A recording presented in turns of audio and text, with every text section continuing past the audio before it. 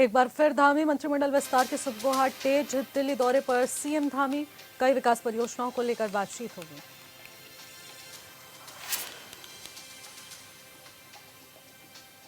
BJP सांसद त्रिवेंद्र सिंह रावत ने संसद में उठाया एवलांच और भूस्खलन का मामला। केंद्रीय मंत्री ने कहा ग्लेशियरों के चिन्हित कर अब नजर रखी जा रही है, आपदा से पहले किया जा रहा अलर्ट। कांग्रेस के वरिष्ठ नेता सूर्यकांत धस्माना को अहम जिम्मेदारी, उपाध्यक्ष प्रशासन और संगठन की संभाली कमान। कहा बीएलओ लेवल पर कांग्रेस को करेंगे मजबूत।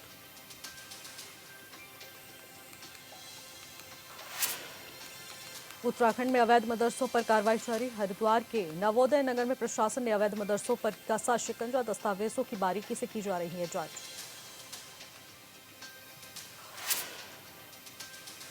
गौरीकुंड केदारनाथ पैदल मार्ग पर बर्फबारी के कारण आवाजाही मुश्किल। मजदूर बर्फ काटकर रास्ता बनाने में जुटे। 2.5 किलोमीटर हिस्से में बर्फ साफ कर तैयार किया जा रहा है रास्ता।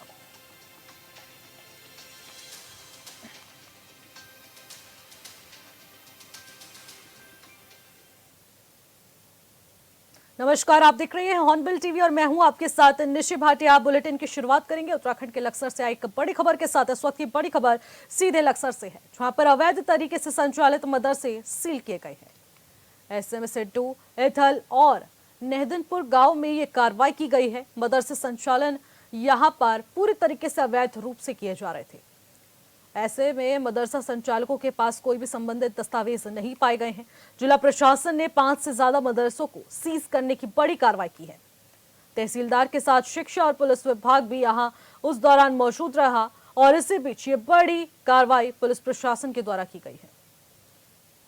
बड़ी खबर इस वक्त की सीधे लक्सर से। तहसीलदार के साथ शिक्षा और पुलिस विभाग मौजूद रहा और इसी के साथ ये बड़ी कार्रवाई की गई है। अवैध तरीके से संचालित मदरसों पर धामी सरकार का एक्शन लगातार जारी है और इससे बीच लक्सर में यह बड़ा एक्शन लिया गया है, जहां पर प्रशासन ने अवैध मदरसों पर यह बड़ी कार्रवाई की है। सिड्डू, एथल और नेहदनपुर गांव पर यह कार्रवाई की गई है, जहां पर तमाम ऐसे मदरसे थे जो अवैध रूप से संचालित हो रहे थे। ऐसे में मदरसा संचालकों से जब दस्तावेज मांगे गए तो उनके पास वो दस्तावेज भी बरामद नहीं हुए। ऐसे में किसी प्रकार के दस्तावेज न होने के कारण इन मदरसों को सीज करने की बड़ी कार्रवाई की गई है।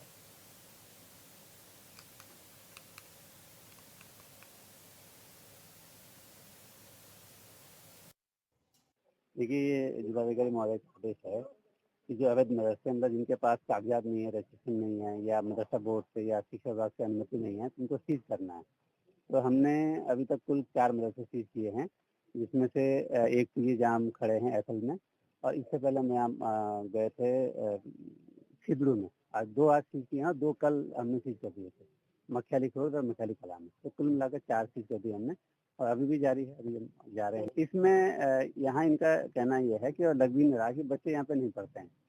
बस ये कि इनका कहना है कि कभी कभी जैसे शाम के टाइम हम बच्चों को धार्मिक तालीम देने के लिए कोई ऐसे फॉर्मल एजुकेशन नहीं है, मतलब कक्षाएं नहीं संचालित नहीं है। और इसी खबर पर ज्यादा जानकारी के साथ मनोज कश्यप हमारे संवाददाता सीधे लक्सर से हमारे साथ फोन लाइन के माध्यम से जुड़ चुके हैं। मनोज, मैं आपसे जानना चाहूंगी, प्रशासन की अवैध मदरसों पर कार्रवाई लक्सर पहुंच चुकी है, ऐसे में क्या कुछ पाया गया है?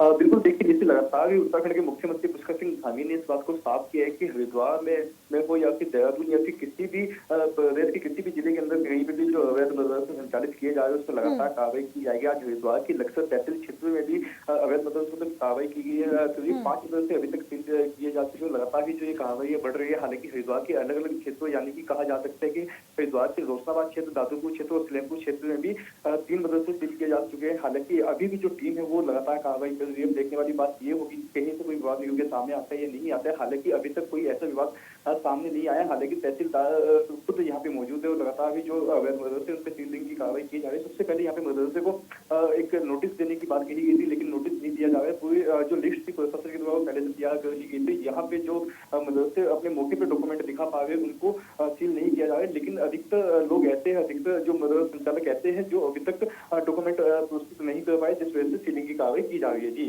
तो कुल मिलाकर कितने मदरसों पर लक्सर में इस वक्त कार्रवाई की जा रही है?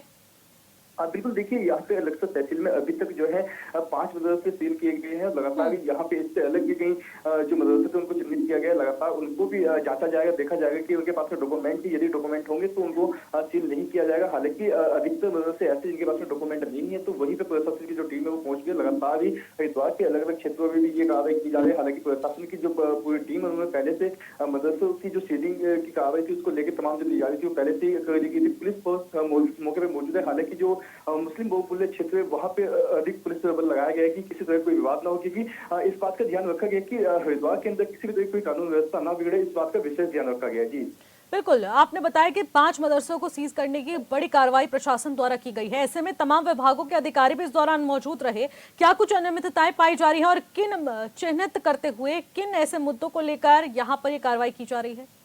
बिल्कुल देखिए निशी, सबसे पहले प्रशासन के द्वारा एक लिस्ट तैयार की गई थी ऐसे मदरसों की जिनका पंजीकरण रजिस्ट्रेशन नहीं था। हालांकि जो ऐसे मदरसे जिनका पंजीकरण नहीं था वहां पे प्रशासन की टीम पहुंची। सबसे पहले वहां पे तमाम जो डॉक्यूमेंट है उनकी जांच की जा रही थी कि आपके जो मदरसे शिक्षा विभाग या फिर अल्पसंख्यक में कहीं पर रजिस्टर्ड है, यदि रजिस्टर्ड है तो उसके डॉक्यूमेंट उनको दिखाने होंगे। और तमाम जो मदरसे जो प्रशासन की टीम वहां पे पहुंचे सबसे पहले डॉक्यूमेंट की वहां से मांग की जाती है, लेकिन अगर डॉक्यूमेंट नहीं दिखा पाते उसके बाद यहाँ पे जो है सीलिंग की कार्रवाई की जाती है। और यहाँ पे तहसीलदार के साथ साथ में जो अन्य विभाग है, पुलिस है, HRD विभाग है और यहाँ पे अल्पसंख्यक विभाग भी मौजूद है। कहीं यहाँ पे जो कई विभाग है उनको एक इकट्ठा करके संयुक्त टीम बनाई गई और टीम के द्वारा जांचा जा रहा है कि किन किन मदरसों पे जो है यहाँ पे डॉक्यूमेंट और किस पे नहीं है, जिनके पास में कागजात नहीं है उस पे यहाँ पे सीलिंग की कार्रवाई की जा रही है। जी बिल्कुल, बहुत बहुत शुक्रिया मनोज, तमाम जानकारी के लिए। खबरों पर नजर बनाए रखिएगा और इसी के साथ अगली खबर का भी रुख करेंगे और ये अगली खबर भी अवैध मदरसों पर प्रशासन की बड़ी कार्रवाई से जुड़ी है।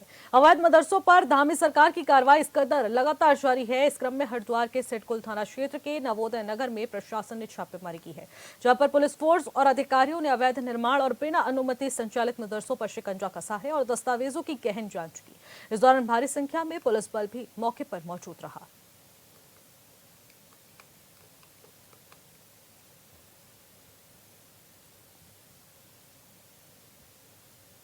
अब हरिद्वार से बीजेपी के सांसद त्रिवेंद्र सिंह रावत ने संसद में एवलांच और भूस्खलन का मामला उठाया है।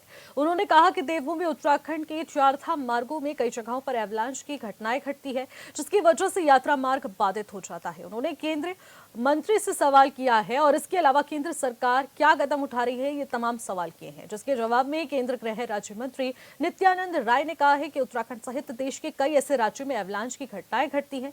नित्यानंद राय ने यह भी कहा है कि उत्तराखंड सहित देश भर में 136 ऐसे ग्लेशियरों को चिन्हित किया गया है, जिसको पूरी तरीके से यहाँ पर चिन्हित करते हुए खतरा जताया गया है।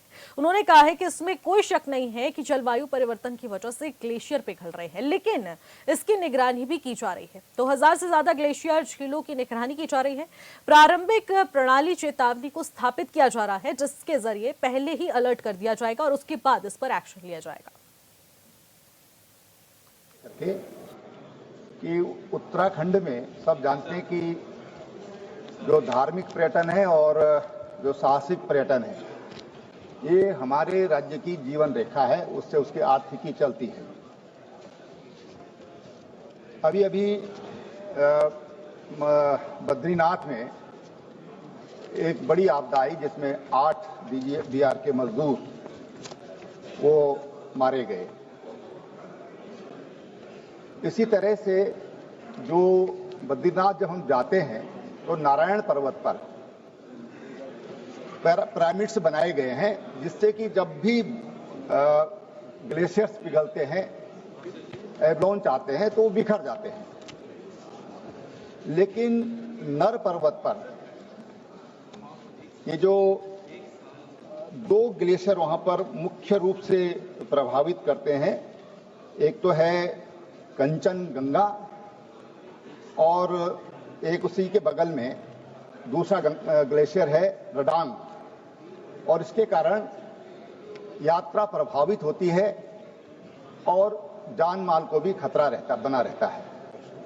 मैं माननीय मंत्री जी से पूछना चाहता हूं कि ये जो 2 एवलांच प्रोन एरिया है, उसके लिए कोई विशेष व्यवस्था भविष्य में की जाएगी? पर्यावरणीय संकट जो खड़ा हो रहा है, पूरे इकोसिस्टम को संतुलित रखने के लिए, संरक्षित करने के लिए सरकार के द्वारा क्या कोई ठोस नीति बनाई गई है? जो उत्तराखंड के धार्मिक स्थलों पर जाने वाले पहुंच पथ के अलावे भी जीवन को प्रभावित करती है, उसके संबंध में इन्होंने पूछा है। और महोदय, ऐसे भारत में 130 प्रमुख ग्लेशियर झीलें चिन्हित है, जिसमें कुछ झीलों की इन्होंने चिन्हित किया है। हम सभी झीलों की, जिसमें इनके भी वो झील है जिन्होंने चर्चा किया उत्तराखंड के लिए, उसके लिए काफी सरकार उस पर कदम उठाई है। जलवायु परिवर्तन का प्रभाव पड़ा है। ग्लोबल वार्मिंग के कारण ग्लेशियर तेजी से पिघल रहे हैं, जिस खतरे की ओर इन्होंने ध्यान आकृष्ट किया है, जिससे झीलों का आकार भी बढ़ रहा है और संख्या में बढ़ोतरी हुई है। लेकिन मोदी सरकार इस पर्यावरण पर विशेष ध्यान देकर खतरों को कम करने का प्रयास कर रही है। प्राकृतिक आपदा के लिए भारत सरकार ने एक कैप व्यवस्था जारी की है, कॉमन अलर्ट प्रोटोकॉल, जिसके तहत, जिस अम्ब्रेला के तहत CWC अर्थात केंद्रीय जल आयोग, भारतीय राष्ट्रीय महासागर, चूंकि सर भूस्खलन पे है, ग्लेशियर पे है, लेकिन यह सिस्टम में सारे आते हैं, इसलिए उसका नाम हम संक्षिप्त में उल्लेख करना चाहेंगे। ऐसे एक लाइन में कहे तो कॉमन अलर्टिंग प्रोटोकॉल के माध्यम से हम पूर्व चेतावनी देते हैं। इसके माध्यम से हम भारत के कई भाषाओं में SMS, mobile app, bowser alert, RSS feed और गगन और नाविक सैटेलाइट टर्मिनलों के माध्यम से विभिन्न प्रकार के उपयोग करते हुए क्षेत्रीय भाषाओं में भूलक्षित अलर्ट चेतावनी जारी करने में सक्षम हैं। उत्तराखंड प्रदेश कांग्रेस कमेटी के वरिष्ठ उपाध्यक्ष सूर्यकांत धस्माना को कांग्रेस पार्टी में उपाध्यक्ष, प्रशासन और संगठन की महत्वपूर्ण जिम्मेदारी सौंप दी गई है। अपना दायित्व संभालने के बाद सूर्यकांत धस्माना ने कहा है कि कांग्रेस अब अपने आप को पूरी तरीके से जीवंत करने के लिए नए सिरे से काम करेगी। प्रदेश में सभी नेताओं का मार्गदर्शन लेकर बूथ स्तर से लेकर वार्ड, ग्राम, ब्लॉक, शहर, जिला और पूरे राज्य में BLO लेवल तक हम कांग्रेस को मजबूत करेंगे। कोई नया पद यहाँ पर मिला है और ऐसे में हम कांग्रेस को मजबूत करेंगे, देहरादून यहाँ पर ये बात कही गई है। कांग्रेस अब नए सिरे से काम करेगी। उपाध्यक्ष, प्रशासन और संगठन की नई जिम्मेदारी सूर्यकांत धस्माना को कांग्रेस के द्वारा सौंपी गई है। ऐसे में सूर्यकांत धस्माना को ये महत्वपूर्ण जिम्मेदारियां सौंपी गई हैं, जिसमें उपाध्यक्ष, प्रशासन और संगठन की नई जिम्मेदारी। ऐसे में कांग्रेस नए सिरे से काम करेगी और सभी को एक साथ लेकर यहाँ पर मजबूती से काम किया जाएगा। पूरे प्रदेश के अंदर मैंने आपसे कहा कि सारे वरिष्ठ नेताओं का मार्गदर्शन लेकर के राज्य में बूथ स्तर से लेकर के, वार्ड स्तर से लेकर के, ग्राम स्तर से लेकर के, ब्लॉक स्तर से लेकर के, शहर, जिला और पूरा राज्य, पार्टी को BLO लेवल से हम ऊपर तक मजबूत करने का काम करेंगे। पार्टी दिखाई देगी, समर्थकों का सबका सब बड़ी पार्टी है, बहुत बड़ी पार्टी है। कांग्रेस तो ऐतिहासिक पार्टी है, इसका अपना एक गौरवशाली इतिहास है। आजादी से पहले का, आजादी के आंदोलन का और आजादी के बाद राष्ट्र निर्माण का कांग्रेस का इतना समृद्धशाली इतिहास है। उसके साथ हम अपने गौरवशाली इतिहास के साथ आगे बढ़ने का जो हमारा काम है, पार्टी को मजबूत करने का जो काम है, उसको हम करेंगे। और देखिए, इतने सारे नेता हैं, बड़े बड़े नेता हैं, सबके अपने अपने कद है, अपने अपने समर्थक है। निश्चित तौर पे कभी कभी ऐसा लगता है कि धड़ों में बटी है, लेकिन ऐसा नहीं है। जब प्रदेश की जनता के हित का सवाल आएगा तो सारी पार्टी एक साथ एकजुट होकर के लड़ाई लड़ेगी और उस लड़ाई में हम सारे लोगों का सहयोग लेंगे। धामी सरकार के 3 साल के कार्यकाल को जहां बीजेपी सेवा, सुशासन और विकास के 3 साल के रूप में मना रही है, वहीं आगामी रणनीति भी तैयार की जा रही है। इन 3 सालों को लेकर राज्य मंत्री ज्योति प्रसाद गैरोला ने कहा है कि मुख्यमंत्री के नेतृत्व में 3 सालों में विकास की नई गाथा लिखी गई है। पहले चरण के कार्यक्रम आयोजित होने के बाद से दूसरे चरण में विकासखंड स्तर पर सरकार बहुउद्देश्य और चिकित्सा शिविरों के जरिए जनता के बीच जा रही है। इन कार्यक्रमों को सफल करने के लिए बीजेपी की वर्चुअल बैठक हुई है, जिसमें आगामी रणनीति पर मंथन किया गया। सुशासन और विकास के पुष्कर सिंह धामी जी के नेतृत्व के 3 वर्ष, इन 3 वर्षों में सरकार के द्वारा लिखी गई विकास की एक नई गाथा, विकास के नए नए सोपान जो अद्वितीय भी हैं, अनुपम भी हैं और अप्रतिम भी हैं। इन कार्यक्रमों की पहले चरण की सफलता के बाद जो जिला मुख्यालयों पे कार्यक्रम हुए, उसमें कार्यकर्ताओं ने बड़ी संख्या में भागीदारी की। विधानसभा स्तर पर कार्यक्रम हुए, उसमें बहुत बड़ी संख्या में कार्यकर्ताओं ने, जनता ने भागीदारी की। और उसके बाद अब जो दूसरा चरण है इसका, कि विकास खंड स्तर पर सरकार बहुउद्देशीय शिविरों के माध्यम से और चिकित्सा शिविर के माध्यम से जनता के बीच में जा रही है। इन कार्यक्रमों को अधिकाधिक सफल करने की दृष्टि से भारतीय जनता पार्टी की आज एक वर्चुअल बैठक का आयोजन था, जिसमें प्रांतीय संगठन मंत्री, महामंत्री माननीय अजय कुमार जी और प्रदेश के महामंत्री आदित्य कोठारी जी के साथ सभी हमारे विधायकगण, सभी सांसदगण, सभी प्रदेश के पदाधिकारीगण, सभी जनप्रतिनिधि गणों की सम्मिलित भागीदारी से उस बैठक का आयोजन किया गया था। और मुख्यतः इसी बात पे फोकस था कि हम इन विकास खंडों के कार्यक्रमों में, इन शिविरों में जनता को अधिकाधिक ढंग से जोड़ें, कार्यक्रमों की सूचना का प्रचार प्रसार सही प्रकार से हो।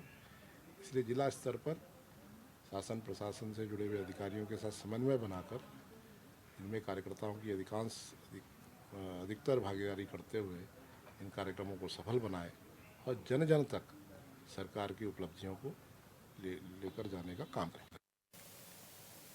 अल्मोड़ा मेडिकल कॉलेज के नर्सिंग अधिकारियों ने अपनी नौकरी बचाने की मांग को लेकर डीएम के माध्यम से मुख्यमंत्री को ज्ञापन भेजा है। उन्होंने नियमित कर्मचारियों की नियुक्ति के बाद उनकी सेवाएं आउटसोर्सिंग के माध्यम से जारी रखने की मांग की है। नर्सिंग अधिकारियों का कहना है कि कोरोना महामारी के दौरान उन्हें मेडिकल कॉलेज के बेस अस्पताल में नियुक्त किया गया था, जिन्होंने महामारी के कठिन समय से लेकर अब तक अपनी सेवाएं दी हैं। अब शासन ने मेडिकल कॉलेज में 207 नियमित नर्सिंग अधिकारियों की भर्ती प्रक्रिया शुरू कर दी है, जिससे अस्थायी कर्मचारियों की नौकरी पर संकट मंडराने लगा है। नर्सिंग अधिकारियों का कहना है कि उन्होंने कठिन परिस्थितियों में मरीजों की देखभाल की है और अस्पताल की कार्यप्रणाली को सुचारू बनाए रखने के लिए अहम भूमिका निभाई है। ऐसे में उन्हें नौकरी से हटाना अन्यायपूर्ण होगा।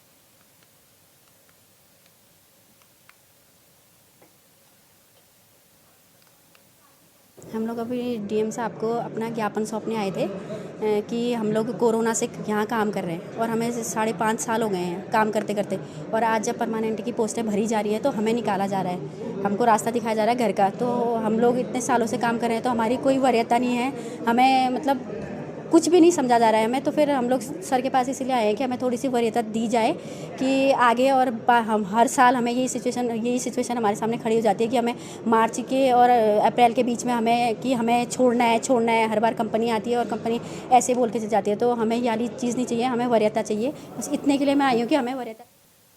अब नगर निगम की सरकार गठित हो चुकी है और नए बोर्ड में अब काम पूरी तरीके से संचालित किया जा रहा है, लेकिन कई मुद्दे नगर निगम की सरकार के लिए चुनौती बनकर सामने खड़े हैं, जिसमें स्वच्छता सर्वेक्षण में शहर को बेहतर स्थान दिलाना भी है। दरअसल पिछले निगम सरकार ने शहर में डस्टबिन फ्री अभियान चलाया था, जिससे शहर तो डस्टबिन फ्री हो गया, मगर उसके बाद लोग खाली प्लॉट और आसपास के इलाकों में कूड़ा फेंकने लगे और जिससे शहर में सफाई व्यवस्था खराब हो रही है। इसी को लेकर अब देहरादून नगर निगम ऐसे लोगों पर कार्रवाई करने जा रही है। देहरादून के मेयर सौरभ थपलियाल ने कहा है कि कई खाली प्लॉट्स में लोग कूड़ा कचरा फेंकते हैं, ऐसे लोगों पर कार्रवाई की जाएगी और अर्थदंड भी लिया जाएगा। आगे उन्होंने कहा है कि सीसीटीवी कैमरों से ऐसी सभी जगहों पर नजर बनी रहेगी।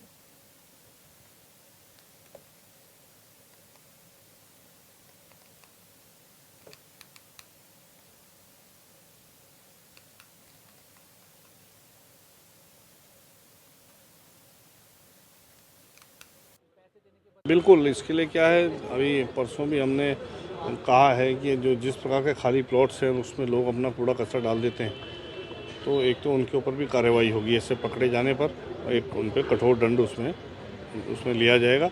साथ ही जो ये सीसीटीवी कैमरे हम लगा रहे हैं तो ऐसी सारी जगहों को हम कवर करेंगे उसमें जहाँ पे कूड़ा कचरा इस प्रकार का फेंका जाता है, जहाँ पे कोई नशे का कुछ इस प्रकार से सेवन किया जाता है, या जहाँ पर इस तरह की कुछ ऐसी अगर हमारी कोई ऐसी सुनसान सी कोई गली है, ऐसी जगह, सब जगह पे सीसीटीवी कैमरे हम लगाएंगे, जिससे कि एक सुरक्षा का वातावरण भी और साफ स्वच्छता का वातावरण भी पूरे देहरादून में तैयार हो।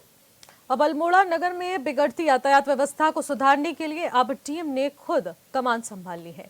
टीम के निर्देश पर प्रशासन, पुलिस और नगर पालिका के अधिकारियों ने आज संयुक्त अभियान चलाया है। अभियान के तहत मुख्य बाजार क्षेत्रों में सड़क किनारे पूरी तरीके से बेतरतीब तरीके से पार्क किए गए वाहनों पर चालान की कार्रवाई की गई। साथ ही वाहन स्वामियों को चेतावनी भी दी गई। भविष्य में नियमों का उल्लंघन करने पर कड़ी कार्रवाई की जाएगी। प्रशासन और पुलिस अधिकारी ने बताया कि अभियान के दौरान नगर में पार्किंग स्थलों की खोज भी की जा रही है ताकि भविष्य में यातायात व्यवस्था को सुचारू बनाया जा सके।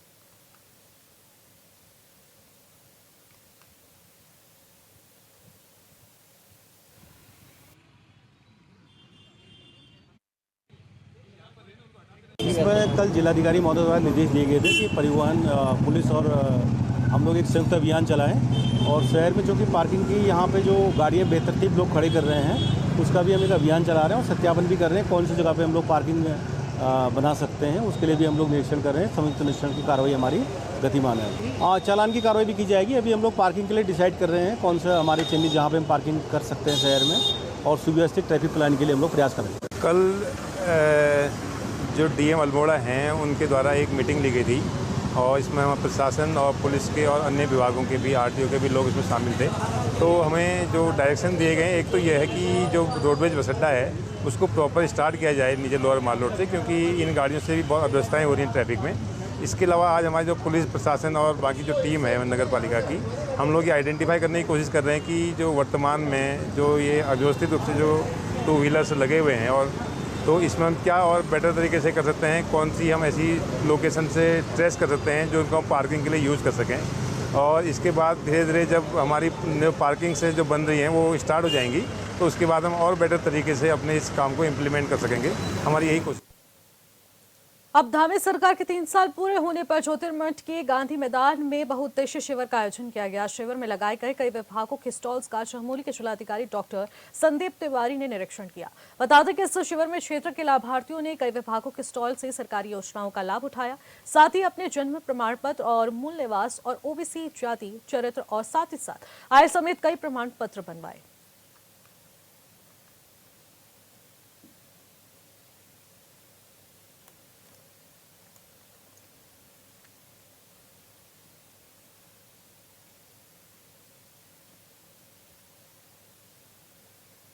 फिलहाल इन खबरों में बस इतना ही। देश और दुनिया की तमाम बड़ी खबरों के लिए आप देखते रहेगा हॉर्नबिल टीवी। नमस्कार।